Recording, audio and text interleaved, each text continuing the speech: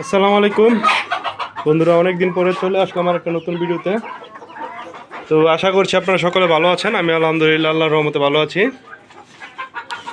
তো নিশ্চয়ই আপনারা ভিডিও টাইটেল দেখছেন যে কিভাবে, টাইটেল তো অবশ্যই দেখছেন। তো আজকে আপনাদের সাথে আলোচনা করব যে একটা ফার্মের ডিমের পরিমাণ এভারেজে কিভাবে ঠিক রাখবেন।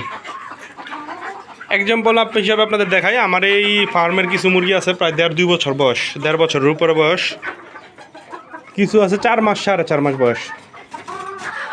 তা আসলে আমি এটা নিয়ে একটু বিস্তারিত আলোচনা করি, আপনারা একটু বুঝে নিন বিষয়টা। আমি জানি না কতটুকু গুছিয়ে বলতে পারবো, চেষ্টা করবো গুছিয়ে বলার।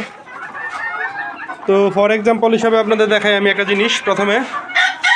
আচ্ছা, আমার এই যে একটা মুরগি, সাদা একটা মুরগি, পুরো সাদা একটা মুরগি।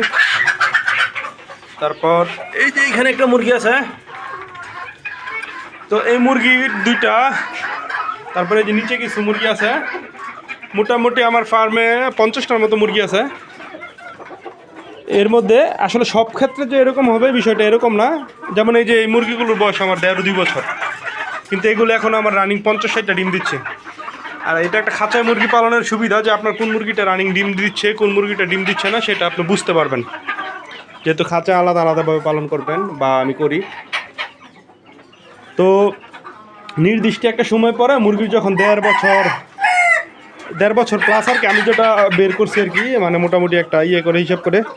আচ্ছা, একটা ডিম পারছে, নিয়ে নিই ডিমটা। এই যে একটা ডিম দেখায় আপনাদের, দেখেন কত ছোট একটা ডিম। এটা এই যে মুরগি পারছে, তারপরে এই যে এখানে আছে। আমি আপনাদের একটু বিস্তারিতটা বলি। মোটামুটি যখন একটা মুরগি 1.5-2 বছর বয়স হয়ে যায় মোটামুটি, তখন ওইটা বেশিরভাগ ক্ষেত্রে ডিম প্রোডাকশন কমে আসে, মানে তখন আর ঠিকমতো ডিম পারে না। এটা আমি আমার খাঁচায় পালন করে আমি বের করতে পারছি। এটা ছেড়ে পালন করলে এটা বের করা অসম্ভব, বুঝতে পারবেন না যে কোনটা ডিম পারে কোনটা না পারে। তো আমি করি কি, আমার একটা মুরগি আমি কয়েকদিন পর পর কিছু বাচ্চা রাখি নিজের জন্য। যেমন এই যে এই বেচে আমি এই বাচ্চাগুলো রাখছি, এই যে এই বাচ্চাগুলো, ওইখানে কিছু বাচ্চা আছে, এই যে এইখানে কিছু বাচ্চা আছে, যেইগুলো এখানে মোটামুটি 10টার মতো বাচ্চা রাখছি।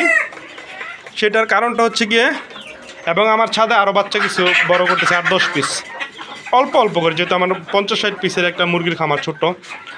তো বড় যখন হয়ে যায় মুরগিগুলো, তখন তারা করে কি, ডিম পাড়া অটোমেটিক কমিয়ে দেয়, এটা নর্মাল বিষয়।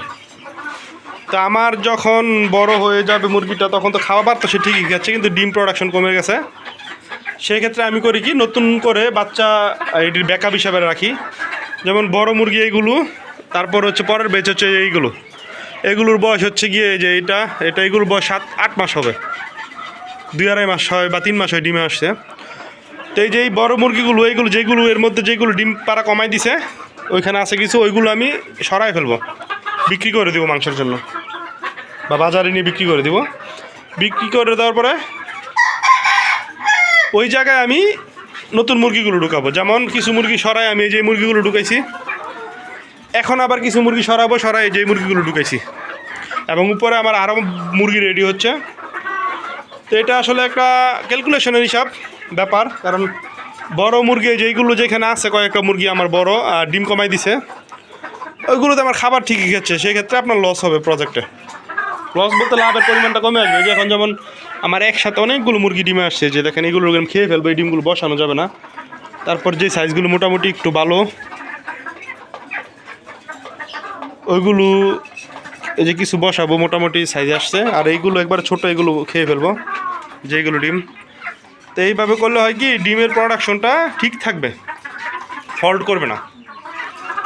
হ্যাঁ, এই জিনিসটা একটু মাথায় রাখবেন। কীভাবে ডিমের প্রোডাকশন এইভাবে যদি করেন, তাহলে আপনারা একটা অ্যাভারেজে খুব ভালো পরিমাণে একটা ডিম পাবেন।